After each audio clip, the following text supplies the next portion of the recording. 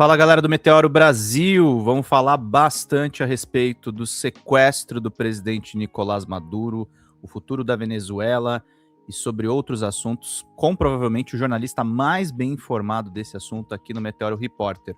Vamos de vinheta e eu vou chamar o Breno Altman do Opera Mundi para a gente falar desses assuntos. Vamos lá.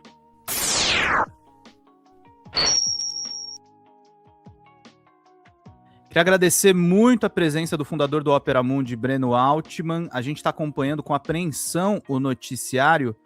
E, Breno, eu já tenho que te perguntar de cara. Circularam informações que o ex-vice-presidente da Colômbia, Francisco Santos, disse que a vice-presidenta Delcy Rodrigues teria entregue o Maduro. É verdade? É mentira? O que são essas informações, Breno? Seja muito bem-vindo. Você que conversou com a Delcy, então a gente está com uma pessoa bem informada aqui. Boa tarde. Boa tarde, Pedro. Boa tarde a toda a audiência. Olha, essa é uma irresponsabilidade. Francisco Santos nesse momento político da América Latina, ele não tem qualquer representatividade, qualquer importância. A opinião dele é baseada nas informações que circulam dentro da sua própria cabeça, né? E faz parte esse tipo de opinião de uma operação que vem sendo estimulada pelas próprias autoridades norte-americanas para desacreditar o governo chavista. E é evidente que não há informação que mais desacredite um governo do que a traição, né? Do que a ideia de que Delcy Rodrigues e o restante do comando chavista tenham feito algum tipo de acordo para entregar o presidente Nicolás Maduro. Nada disso aconteceu. Isso tudo é uma invencionice que não deve ser levada a sério. A situação é bastante simples, né? Houve um ataque fulminante, um ataque militar de grandes proporções, com emprego de mais de 150 aeronaves, de milhares de soldados norte-americanos, com uma capacidade tecnológica extremamente elevada, que repetiu o que a gente já tinha assistido no ataque israelense ao Irã. O ataque cibernético consegue calar os radares. Quando os radares são calados, os sistemas de defesa antiaérea se calam juntos, porque o sistema de defesa antiaérea eles estão acoplados nos radares. São os radares que sinalizam a invasão do espaço aéreo e que comandam os mísseis antiaéreos. Quando os sistemas de radares são calados, as baterias se silenciam junto e se tornam alvos extremamente fáceis para os ataques aéreos, que acabam por destruir essas baterias. Foi o que aconteceu na Venezuela. Não é diferente do que aconteceu no Irã. Quando Israel ataca o Irã em junho do ano passado, na chamada Guerra dos 12 Dias, todos que estão nos assistindo devem se lembrar, como Israel dominou os céus de Teherã muito rapidamente e atacou seguidamente a capital do país e outras localidades sem qualquer tipo de resistência. O Irã só conseguiu equilibrar o jogo e até colocar Israel numa situação bastante complicada, porque o Irã, a partir da sua capacidade balística ofensiva, ou seja, a partir dos seus mísseis de ataque, também conseguiu furar a defesa aérea israelense. Embora não a tenha paralisado, conseguiu furar o chamado Domo de Ferro, né? O Iron Dome, e atacar centros estratégicos de Israel. Então, isso aconteceu também na Venezuela. Foi um golpe duríssimo sofrido pela República Venezuelana, mas buscar explicações à base de teorias conspirativas é tudo que os Estados Unidos desejam para desacreditar o governo chavista e a própria Delcy Rodrigues. Mas, tirando um pouco a Delcy, e você conversou com ela, e imagino que você tem as suas razões totalmente para duvidar ainda mais de quem está falando que ela traiu o Maduro. Mais outra informação que circulou, Breno, eu quero bater contigo Claro. todas as informações que eu puder. À vontade. Uma que foi repercutida muito, e é uma vergonha, por exemplo, o New York Times e o Washington Post saberem da operação e terem segurado as matérias. Assim, todo mundo fechado com o exército americano. E uma das informações que circulou justamente por esses jornais é uma que eu acredito a agência Reuters, porque eu vi em mais lugares, é que teria alguém da CIA infiltrado, não seria necessariamente com a vice-presidenta, mas teria alguém da CIA infiltrado monitorando os passos do Maduro. Isso também não aconteceu, Breno? Você acha que... Isso aí é uma outra história. Isso pode ter acontecido. O governo venezuelano... Até pela letalidade, né? Foram 32 cubanos mortos, o total de mortes são 80. Eu acredito que são mais, né, Breno? Aliás, está subnotificado isso aí. No Forte Tiúna, que é exatamente o complexo militar no qual estava Nicolás Maduro e sua companheira Cília Flores, no Forte Tiúna certamente morreram somente lá mais de 50 pessoas. Já se sabe de 32 combatentes cubanos e mais 18 venezuelanos. E pode ser um número superior a esse. Ainda não há a divulgação da apuração oficial a esse respeito. Veja, não há qualquer tipo de acordo feito por Delcy Rodrigues para entregar Nicolás Maduro, ou tem uma versão ainda mais bizarra circulando de que o próprio Maduro teria feito o acordo. É um acordo curioso, esse é um acordo no qual você... Como se fosse um autogolpe, né? Um acordo no qual ele colocaria sua vida em risco, a sua vida e a vida da sua esposa, e o destino desse acordo seria o Centro de Detenção Metropolitana de Nova York, no qual ele ficará por meses para ser julgado, com o risco de ser condenado à prisão perpétua nos Estados Unidos. Então, seria um acordo brilhante esse, né? Então, é evidente que uma coisa é um acordo desse tipo, que eu estou absolutamente seguro que não existiu. Eu não conversei apenas com Delcy. Eu pude conversar com ela seguidas vezes nos dias 3 e 4 de janeiro. Eu tive na Venezuela em novembro e conversei com o próprio presidente Nicolás Maduro, preparando uma entrevista que acabou sendo adiada.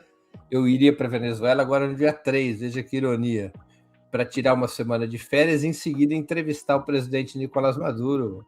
A entrevista, evidentemente, não ocorrerá, pelo menos não com Nicolás Maduro.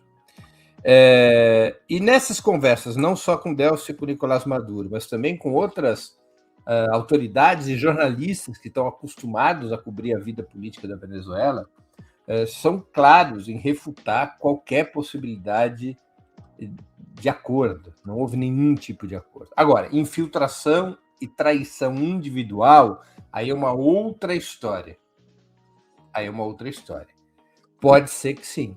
O governo venezuelano, segundo me informou a própria presidenta interina, Delcy Rodrigues, está investigando isso.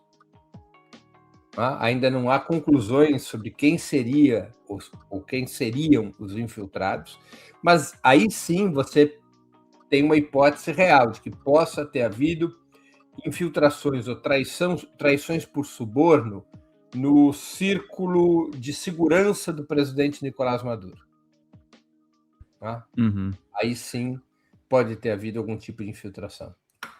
Breno, é uma situação complexa. A gente está vendo, o pessoal está comparando com Noriega, está comparando com outros casos, estão comparando até com a questão do Saddam Hussein.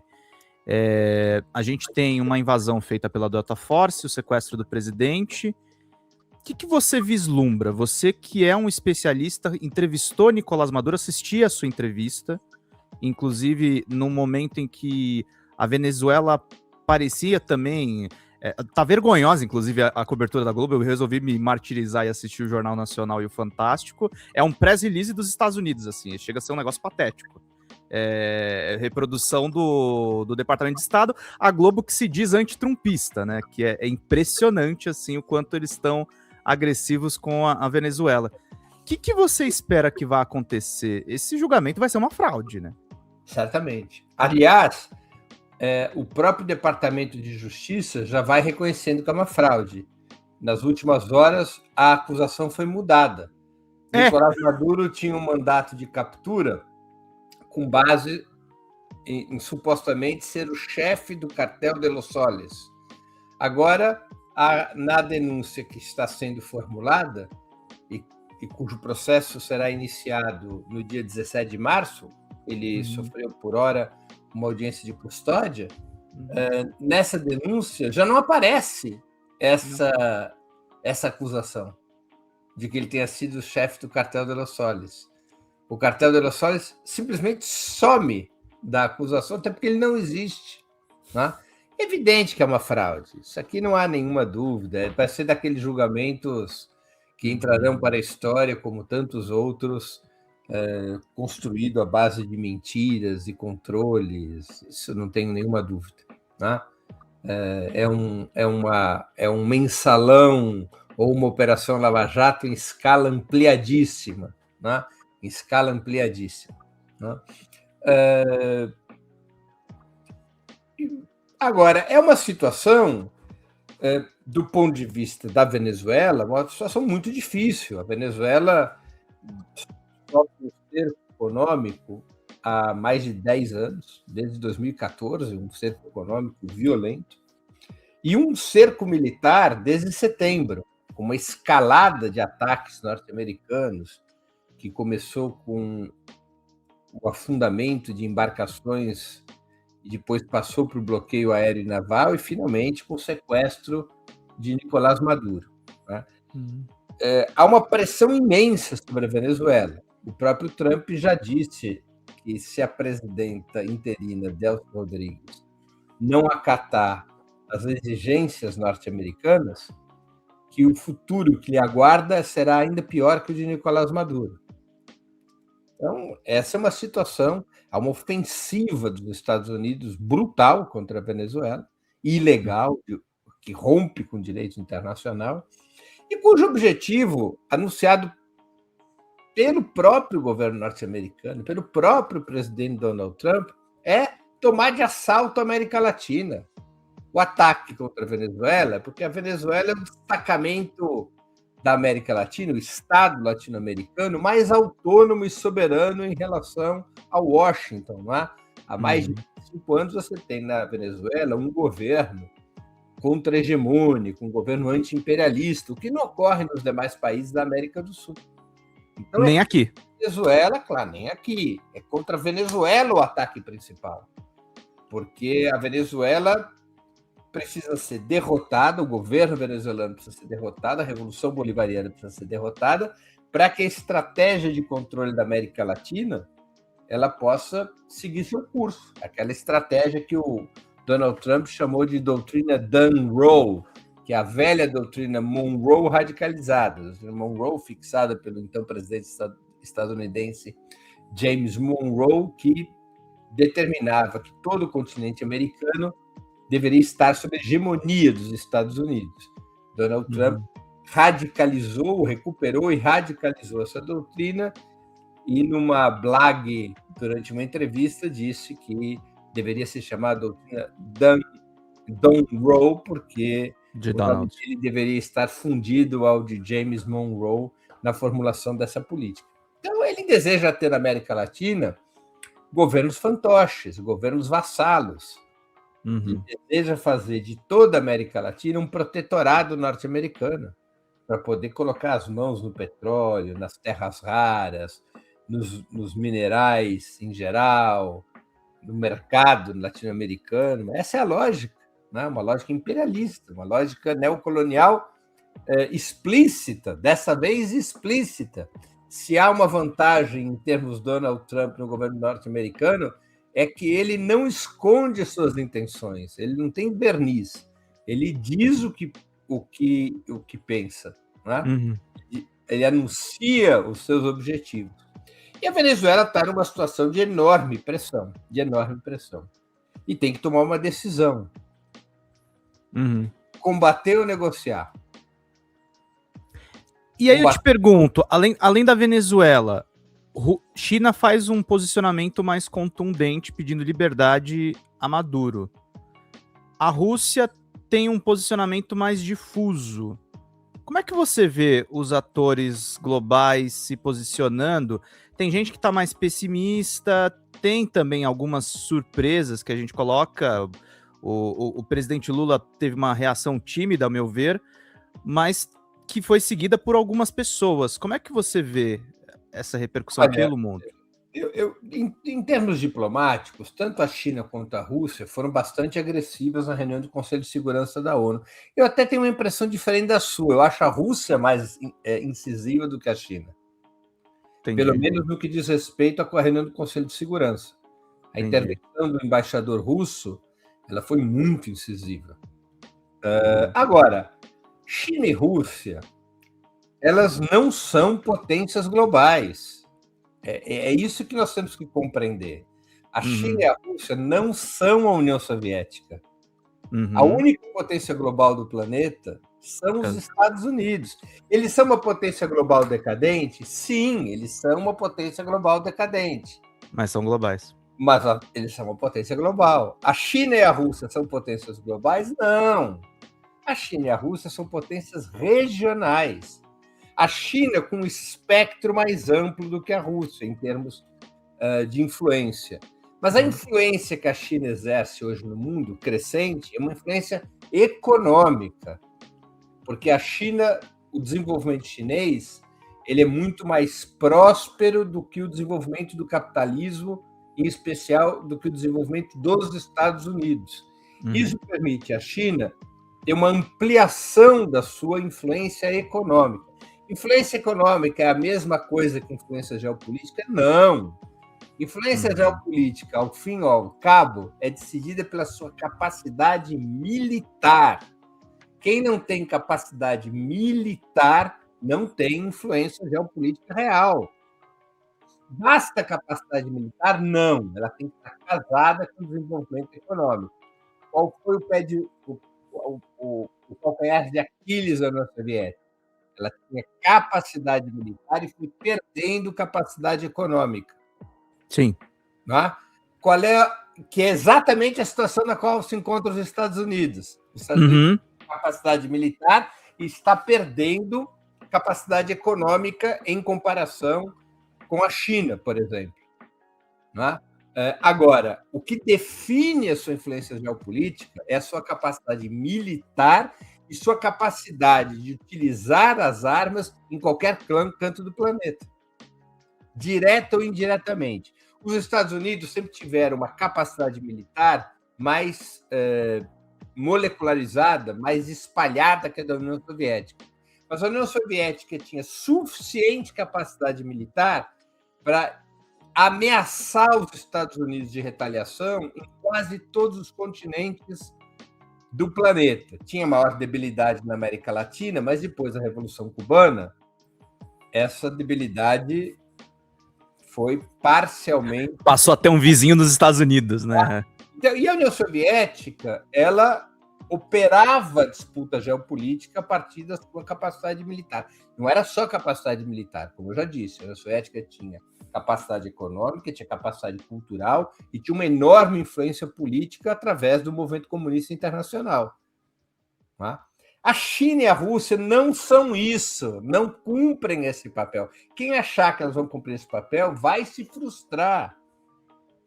Elas são Uhum, potências regionais em ascensão. A China, claramente, em ascensão. Os Estados Unidos são uma potência global em declínio, mas o filme mostra que em algum momento no ponto futuro haverá ultrapassagem. Mas isso não significa dizer que essa ultrapassagem já tenha acontecido ou que vai acontecer a curto e médio prazo. uhum, Então, a China e a Rússia, elas têm pouca capacidade de intervenção militar nesse momento e uhum, não tem tão pouco, especialmente a China, disposição para isso. A Rússia não tem muito o que fazer em relação à Venezuela, a não ser continuar fornecendo armas, fornecendo munição, ajudando no equipamento militar da Venezuela, até mesmo no seu treinamento. uhum, Agora, a China poderia ir mais longe. A China, em tese, por exemplo, poderia utilizar o instrumento do efeito espelho que a União Soviética utilizou para garantir a existência da Revolução Cubana. Quando os Estados Unidos ameaçaram invadir Cuba em 1962, o recado de Nikita Sergeyevich Khrushchev, então secretário-geral do Partido Comunista da União Soviética, esse recado foi claro: ponham os pés em Cuba e nós faremos a Turquia e a Alemanha Ocidental virarem um estacionamento. Uhum. Nós vamos fazer voar a Turquia e a Alemanha Ocidental. A crise dos mísseis. Claro, e aí os Estados Unidos fizeram um acordo. Vocês tocam na Turquia e na Alemanha, nós não tocamos em Cuba. Então a China poderia fazer isso em relação a Taiwan. Bloqueio naval contra a Venezuela, bloqueio naval contra Taiwan. Sequestro do presidente da Venezuela, sequestro do presidente de Taiwan. Mas ela não mexe com Taiwan, né? Mas significativamente. A China não tem disposição de agir dessa forma. Por que a China não tem disposição de agir dessa forma? Porque a doutrina geopolítica chinesa é uma doutrina baseada no desenvolvimento econômico e não na disputa geopolítica. A doutrina chinesa é: a China não pode ter ambições geopolíticas fora do seu território antes de estar completado o ciclo de desenvolvimento econômico ao qual se propôs a partir do início dos anos 80. E a China calcula que somente estará concluído esse ciclo no centenário da Revolução Chinesa, em 2049. É então que a China terá uma economia moderna e desenvolvida, uma sociedade razoavelmente próspera e forças armadas com capacidade global. Só então a China poderia se colocar um papel geopolítico em escala planetária.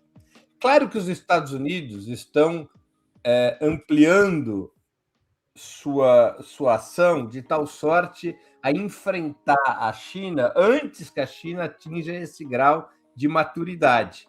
Tá? Os Estados Unidos precisam... Meio que tentando provocar, né? Claro, os Estados Unidos não vão esperar 2049, quando a China estiver com essa força. Querem agir antes. E os Estados Unidos querem limitar as possibilidades geopolíticas da China, especialmente na América Latina, que é a região que os Estados Unidos têm, por razões óbvias, especialmente as geográficas, mas também as históricas, e por existirem na América Latina elites aliadas aos Estados Unidos. A América Latina é a região óbvia para os Estados Unidos tentarem conter a sua decadência e expulsar da América Latina a influência sino-russa, a começar pela Venezuela. Então, é um cenário onde a Venezuela, vamos ser claros, a Venezuela está sozinha em termos militares. Ela não conta com ninguém em termos militares, a não ser com si própria. Breno. E aí é nesse jogo que a presidente interina, com o presidente Nicolás Maduro sequestrado, é nesse jogo que a presidenta interina Delcy Rodrigues vai ter que encontrar caminhos. Breno, eu tive 10 dias na China em 2024 e queria te fazer uma pergunta, porque eu perguntei para um diplomata chinês sobre as eleições e as atas na Venezuela, e ele foi sucinto e direto ao ponto. A China reconhece as eleições da Venezuela e a soberania do povo venezuelano. O presidente Lula errou ao pedir as atas? Gravemente. Violou um princípio da sua própria política externa, que é o princípio da autodeterminação dos povos. Tem como voltar atrás ou você acha que o Lula está insistindo no erro? Não tem como voltar atrás, mas tem como tentar virar a página. Tá. Né? Quer dizer, a partir de agora ter um outro tipo de postura. A política do governo Lula em relação à Venezuela, na minha opinião, ela foi uma política desastrosa. Desastrosa para a Venezuela, para a América Latina e para o Brasil. Uma política que eu acredito que ela buscou responder a aflições do presidente em termos eleitorais, em termos das relações com os Estados Unidos, então governado pelo Partido Democrata, e com a Europa. O presidente Lula tinha aflições. Quais eram as aflições? Pesquisas que mostravam que o tema Venezuela lhe retirava votos junto aos setores médios aqui no Brasil.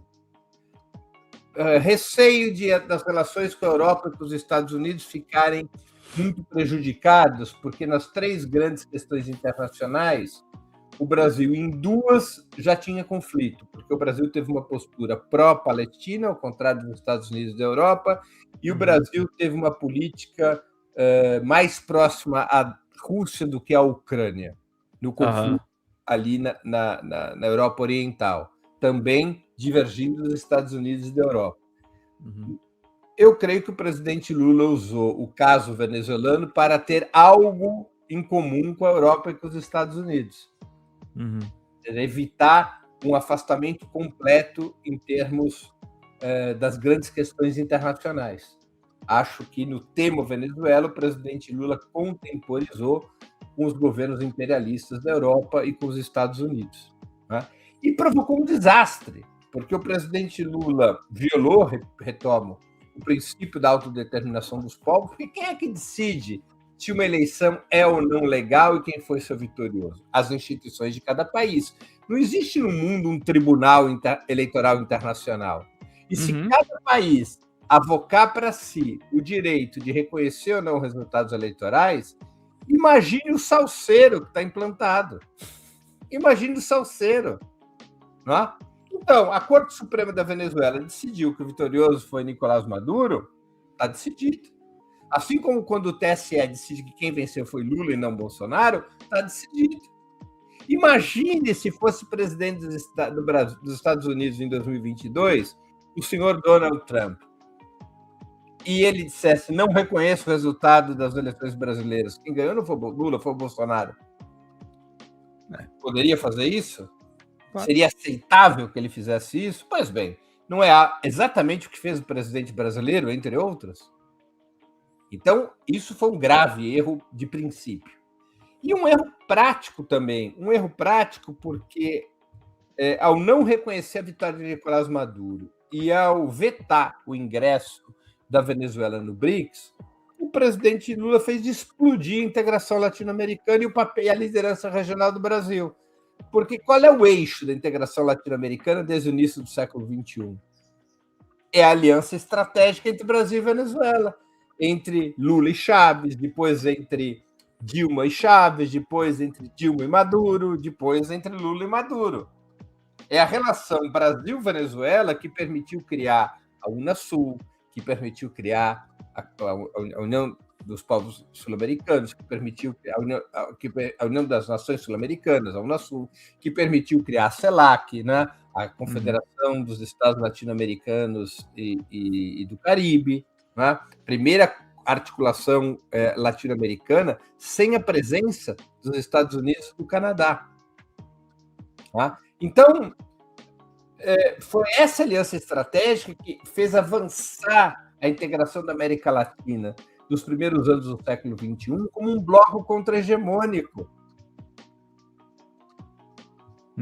Rompida essa aliança, a integração latino-americana, já debilitada pela vitória de Milei, já debilitada pelos governos de Peru e Equador, agora o Chile. Aí ela estoura. Ela estoura. E ao estourar a aliança estratégica entre Brasil e Venezuela, o Brasil perde capacidade de liderança regional. Ele vai ser liderança sobre quem?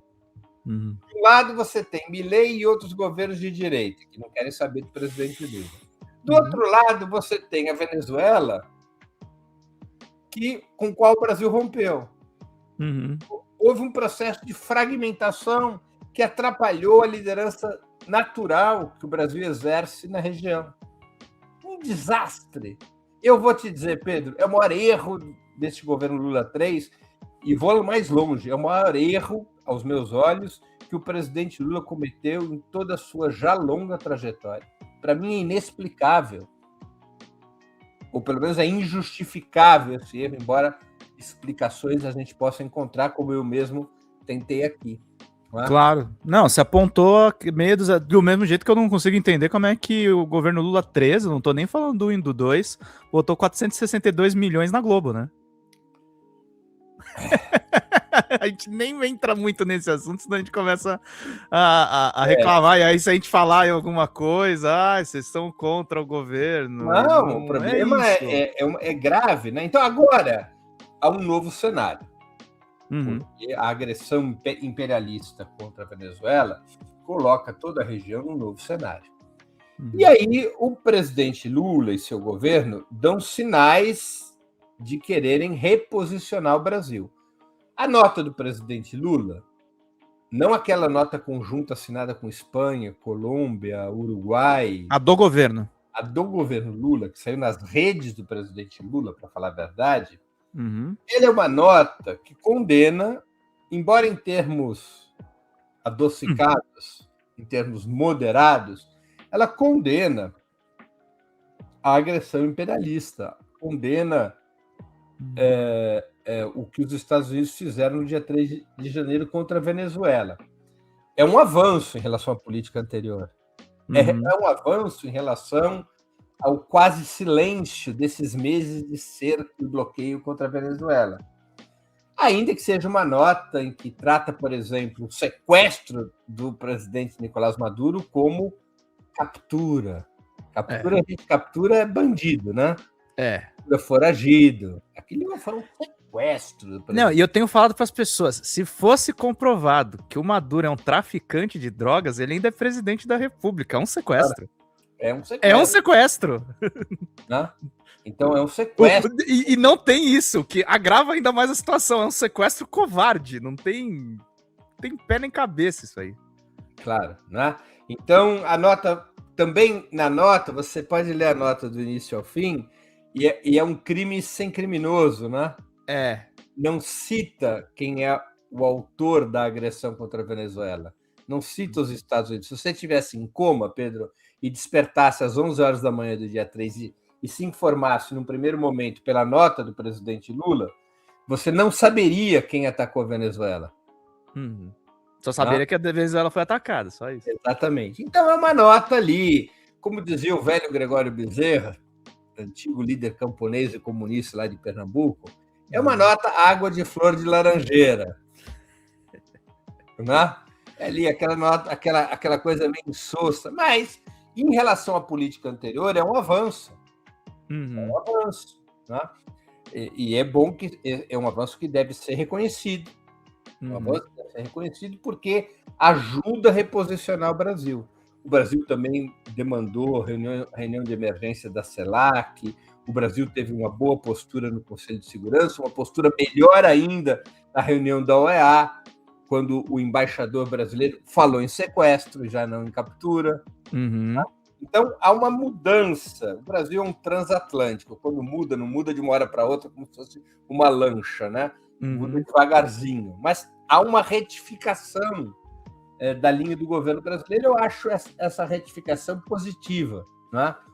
Agora, o Brasil tem que correr nessa retificação, porque o Brasil é a liderança natural da América Latina. Sim. O Brasil tem que ajudar o governo de Delcy Rodrigues. Delcy Rodrigues está cercada. A pressão é brutal. A situação é de um extremo perigo.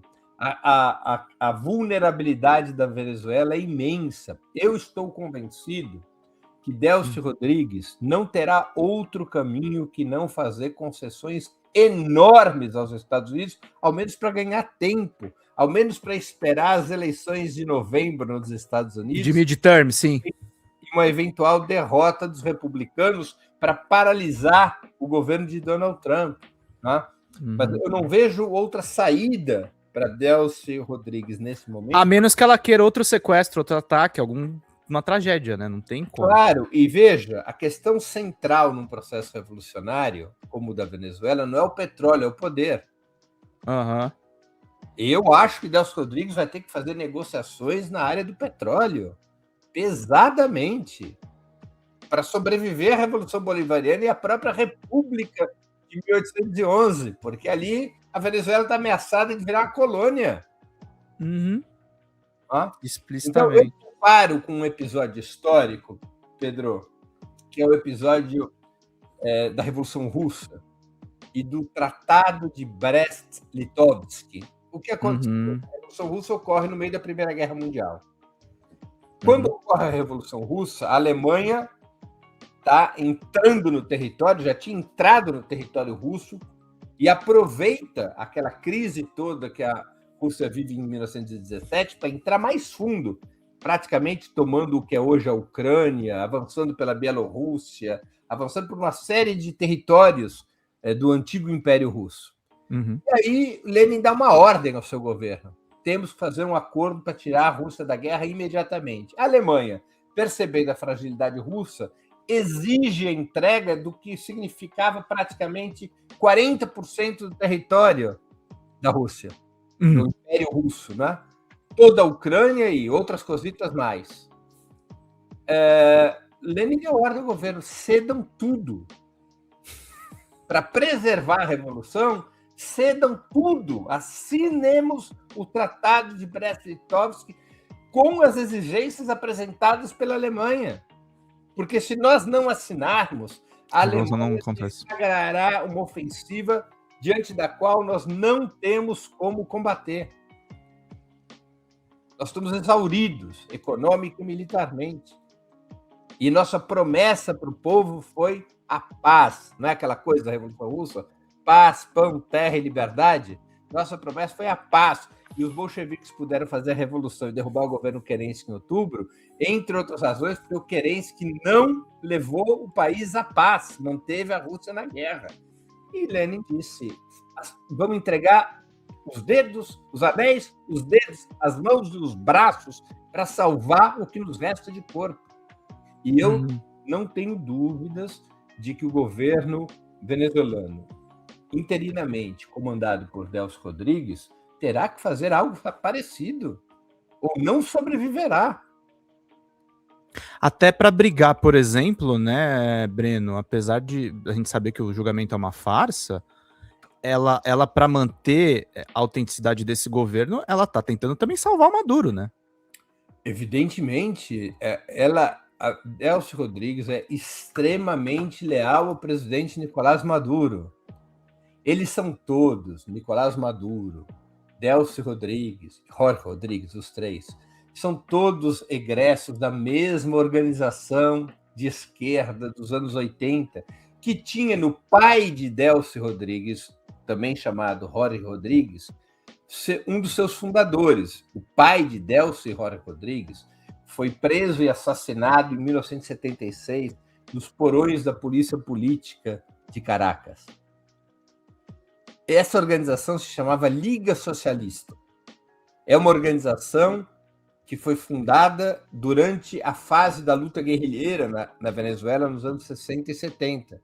Ela é uma cisão do movimento da esquerda revolucionária, que, por sua vez, era uma cisão da Ação Democrática, ou seja, de um dos dois grandes partidos da burguesia venezuelana. Eles militaram juntos na Liga Socialista, eles são filhos da mesma organização. É uma história longeva. Nicolás Maduro é o líder deles. Delcy Rodrigues tem laços ideológicos, históricos, políticos, afetivos com Nicolás Maduro. Eles são uma família. Ou seja, para mim, é impensável imaginar... Uma família traindo a família, né? Isso não vai acontecer. Isso não vai acontecer. Agora, ela tem que conduzir o país nessas circunstâncias. Foi ela que escolheu essas circunstâncias? Não. O inimigo impôs essas circunstâncias. Tá? E ela tem que garantir a sobrevivência do processo revolucionário e da própria República. Essa é a situação na qual se encontra Delcy Rodrigues. Né? Então, a própria libertação de Nicolás Maduro está vinculada a isso.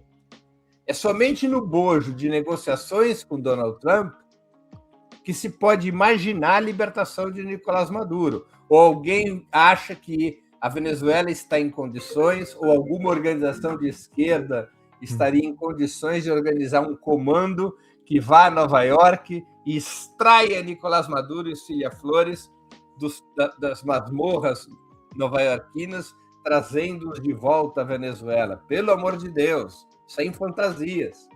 Tá? Então, Delcy terá que combinar, e eu considero que ela tem todos os talentos, todas as valências, para usar uma linguagem futebolística, para combinar o compromisso ideológico com o chavismo, massas venezuelanas, um processo histórico iniciado por Hugo Chávez Frías, com as necessárias concessões para sobreviver e ganhar tempo. Às vezes, na luta política, na luta revolucionária, no confronto entre estados, você não tem como resolver um problema. Sim. Basta a tua vontade, embora a vontade seja essencial. Então, na vida também é assim, não é? Tem problema, você não consegue resolver. O que você precisa fazer? Ganhar tempo. Sim. Sobreviver. Sobreviver, para que num determinado momento você possa mudar a correlação de forças. Então, eu creio que Delcy Rodrigues terá que atuar, volto aqui ao meu paralelo histórico, ela terá que atuar como Vladimir Ilyich Ulyanov, o nosso famoso Lenin, no Tratado de Brest-Litovsk, ceder o que for necessário para sobreviver. O que for necessário. Breno, puxando só a última pergunta, que eu sei que você tá mega ocupado aí, tá puxado também de um monte de coisa para fazer, mas vou colocar alguns cenários. Eu podia estar numa situação pior se o Santos tivesse sido rebaixado. Como não tá foi. Um pouco melhor, né? Tá um pouquinho melhor. Uma coisa que parece óbvia, né? Esse ataque imperialista, acho que uma das preocupações do presidente Lula, e talvez explique essa mudança de posição, o Trump vai tentar influir nas eleições. E aí eu te pergunto sobre outras coisas. Ele vai tentar de novo na Venezuela? Você vê alguma coisa contra Cuba, que tem boas relações com a Venezuela? México, Colômbia? Qual que é o próximo alvo do Trump?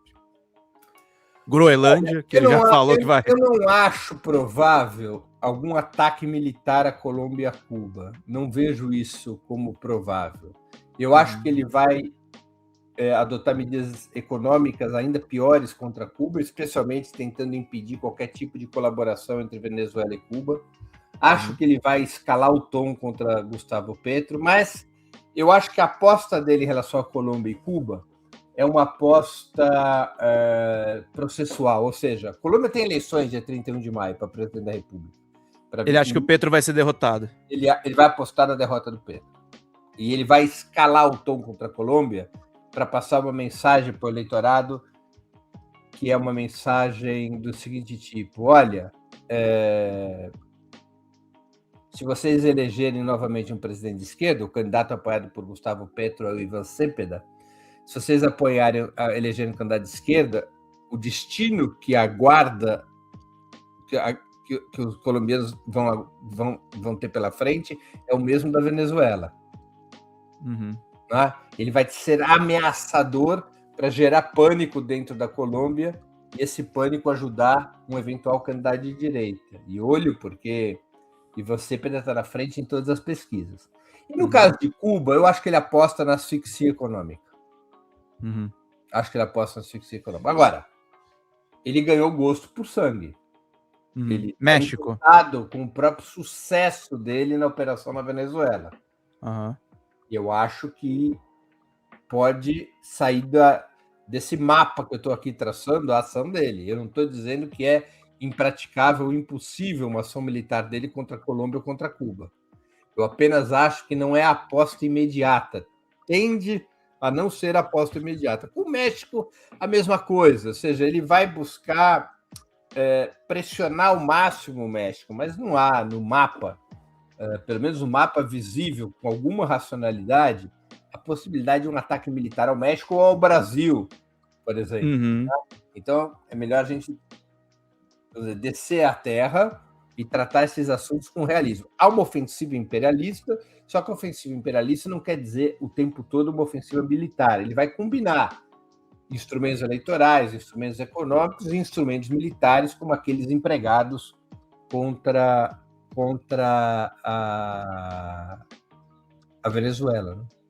Né? Breno, teve alguma coisa que eu não perguntei que você gostaria de acrescentar? Não, acho que você perguntou todas as questões principais. É basicamente isso. Breno, querido, obrigado pela sua disposição, parabéns pelo trabalho lá no Opera Mundi, manda um abraço para todo mundo e parabéns pela participação nos outros canais progressistas. Obrigado por ter vindo aqui também. Obrigado, Pedro, para mim é uma honra estar aqui no Meteoro, especialmente conversando contigo. Obrigado, querido. Um abraço, até mais. Tchau, tchau. Breno Altman aqui conosco, gente. Vamos de créditos finais para a gente poder fechar bem essa live. Vamos lá, queridos. Live não, uma gravação.